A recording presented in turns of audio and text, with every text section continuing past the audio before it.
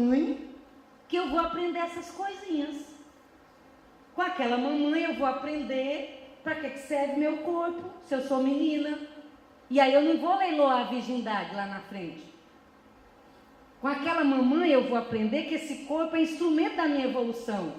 Então eu não posso ir parar no consultório da doutora Deusa com a minha aura toda fragmentada, porque eu fiquei com 7. Eu beijei 13. Alô, alô, Campinas. Espiritualidade na prática é isso. É você desde cedo mostrar para esses espíritos muito mais do que iPhone, iPad, tablet e Facebook. Tem um monte de adolescentes que eu estou atendendo viciados em joguinhos. E joguinhos que matam. Porque eles estão cheios de agressividade contida. Eles estão cheios de perguntas sem respostas. Eles estão sem Deus. Eles estão sem papai e mamãe vivendo espiritualidade na prática. Muito bem. Fui na casa dessa minha amiga. Essa minha amiga é católica, carismática, devota de Nossa Senhora. E o marido dela não acredita em Deus. E ela tem um filhinho, Guga, 5 anos. Cheguei lá, ela virou pro Guga, o Guga sentadinho na cozinha, ela virou pro Guga e falou assim: Guga, meu filho, faz uma prece, agradece Papai do Céu sua comida, seu lanche. Depois você toma seu lanche e vai lá com a mamãe. Isso é espiritualidade na prática, tá? Isso é evangelho no lar, tá? Eu trabalho em UTIs com pacientes terminais, pessoas com medo de morrer, que vão lembrar da mamãe e da vovó e do papai, lá com 5 anos. Na hora que o médico fala assim, não há mais o que fazer, Deusa, prepare a família. O que nos resta, senão Deus? O que nos resta, senão o sentido da vida? Tomara que o nosso papai e a nossa mamãe tenham vivido espiritualidade na prática e tenha colocado Deus na nossa vida de alguma maneira. Muito bem. Na hora que eu estava falando isso, o pai do Guga chegou. Pai do Guga, referência masculina do Guga. É com aquele homem grande que o Guga aprende o que é ser homem. Pai do Guga entrou, viu o que a mãe do Guga falou, o evangelho no lar.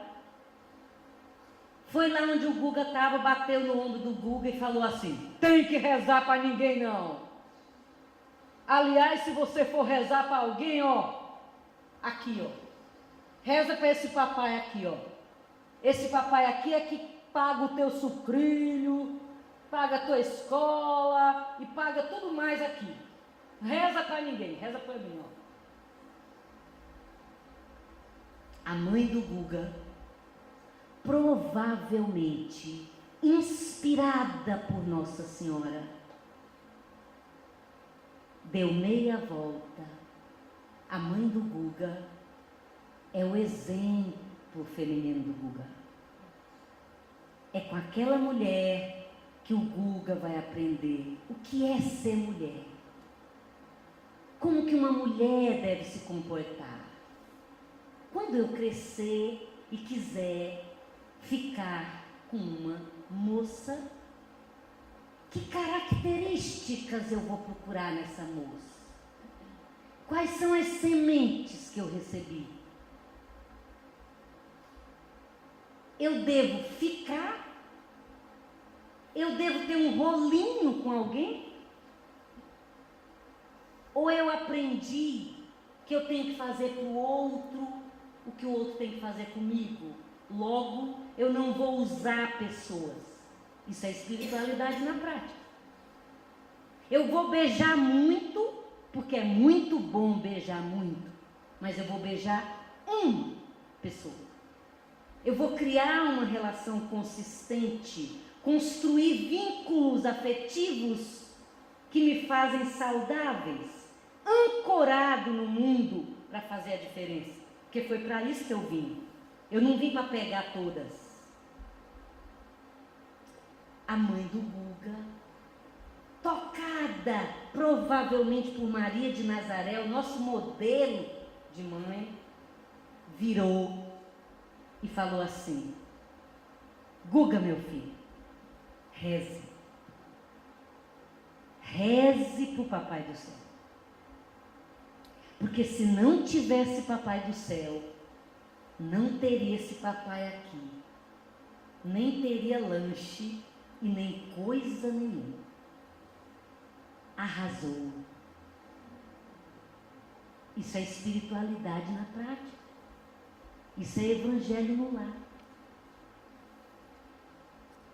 Você que está preocupada, que não tem tempo, que não dá, que não consegue reunir todo mundo, ache um jeito igual a mãe do Guga de pôr o evangelho no lar. Eu tive 3 filhos. O Rodolfo com 28 anos, eu só tenho 20, tá? Eu já reencarnei, entendeu? Ele já nascendo. Rodolfo, 28 anos, piloto da Azul.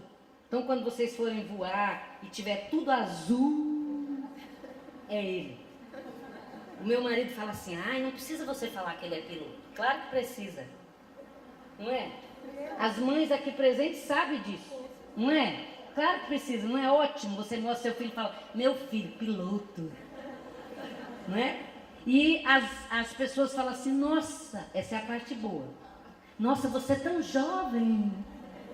Ai, ave, né? 3 filhos. O Rodolfo, que está aqui em Campinas, a namorada dele é daqui. Vamos vibrar para ela. Ela não acredita em Deus. Está gravando, depois você tira isso, tá? O Rafael faria 24 anos sexta-feira, desencarnou. Rafael foi uma das razões pelas quais eu fui trabalhar com luto, com pessoas vivendo situação de perdas. E o Paulo, 21 anos, Paulo Estevão, vocês já leram o livro? Nem sou beata, né? Paulo Estevão está fazendo faculdade.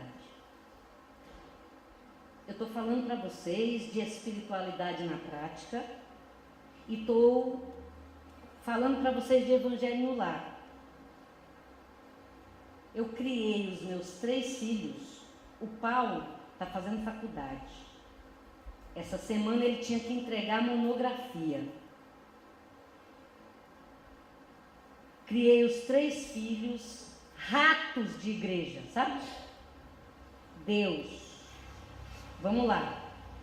Porque a gente obriga a ir para a escola. E não obriga a ir para a evangelização, para o catecismo? Interessante isso. A gente ensina a viver no mundo, neste mundo, apenas. Mas não ensina eles a conviver com a identidade deles, que não é aquela verdinha. A identidade deles é de espírito imortal que está aqui, vai ficar um tempo e vai viver outras experiências. Muito bem. Aí, na quarta-feira, eu fui para a Seara, que eu trabalho lá na Seara à noite. Fui para a Seara. Eu trabalho lá toda quarta-feira falando com as pessoas, enquanto as pessoas esperam para tomar o passe. E aí eu chego lá, a passagem do Evangelho era: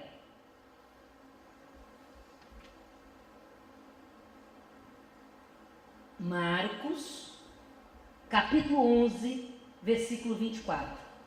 Jesus diz assim, fantástico. Jesus fala assim: tudo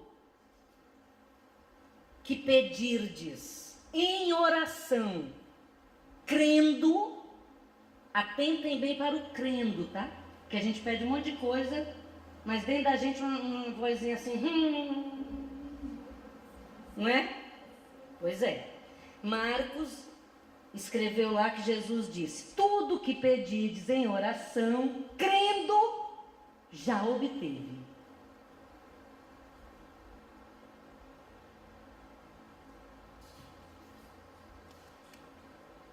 Neste livro, Evolução Espontânea, do Dr. Bruce Lipton, ele diz que vários testes já foram feitos, várias pesquisas sobre a imunidade. Eu e meu marido estivemos há 2 semanas atrás num congresso da AME, Associação Médica Espírita de São Paulo, e já há pesquisas comprovando que quando você fala algo para alguém, a pessoa está doente, a pessoa está quieta, está triste, está introspectiva, está deprê. Se você falar, o simples fato dela se perceber cuidada, a imunidade dela aumenta. De cada 10 casos atendidos com suspeita de infarto, sabe aquelas pessoas que vão, estou com dor no peito, eu mesma já fui. 9 não são infarto, são o timo que encolhe. Quando você está triste, magoado, infeliz, você produz hormônios que encolhem o timo. E aí por isso que você sente aquelas coisas todas. Muito bem. Aí eu cheguei em casa, tudo que pedides em oração, crendo, já recebeu, está lá. Marcos 11, 24. Fui lá na Seara, propus várias reflexões sobre essa passagem. E citei um exemplo. Na sexta-feira passada, eu fui convidada a dar uma palestra em Mauá. Eu dei palestra todos os dias da semana. E a última palestra na sexta-feira seria em Mauá. Mauá é uma cidade pequena, relativamente pobre. Não é uma cidade bonita. As 2 vezes anteriores que eu havia ido para Mauá, os 2 centros que eu havia ido eram centros pequenininhos e pobrinhos. Pobre, tá? Porque tem gente que fala humilde. Humildade é outra coisa. Tem gente pobre que é orgulhoso, tá bom? Então quando você for falar assim, eu vim de uma família pobre, tá? Então os outros 2 sempre tinham sido pobrinhos. Aí eu fui nesse pensando assim, deve ser mais ou menos como aquele e tal, né? Cheguei lá, eu e meu marido ficamos embasbacados. O centro, um lugar impecável, tudo arrumadíssimo, os trabalhadores, todos com aventalzinho, com o logo do centro e o nome do trabalhador, uma sintonia entre os trabalhadores perfeita, tudo arrumado, tinha até bom ar no banheiro dos homens, gente, isso é coisa de espírito evoluído. Toalhinhas descartáveis, tudo perfeito. Embaixo era a casa do dirigente, entrada independente, tudo chique, clean, tá? No meio de uma cidade pobre e casinhas simples, tá? Primeiro piso era o centro, a sala de passes, tudo perfeito e a iluminação perfeita.